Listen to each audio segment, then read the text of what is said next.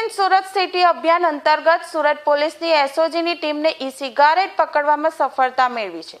ત્યારે સુરત એસઓજીએ બાતમીના આધારે સુરત મૈધરપુરા આયુર્વેદિક ઘરનાળા પાસે આવેલ ઇન્ફિટ્યુ ટાવર માર્કેટમાં આવેલા પહેલા માળે સદગુરુ નામની દુકાનમાં દરોડા પાડ્યા હતા।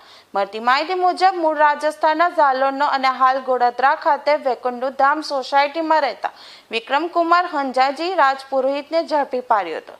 વિક્રમકુમારની દુકાનમાંથી ગેરકાયદે રીતે વેચાણ માટે રાખેલ 4 લાખની 100 નંગ બુગાટી 9000 ઇલાયટી કંપનીની સિગારેટ મળી આવી હતી।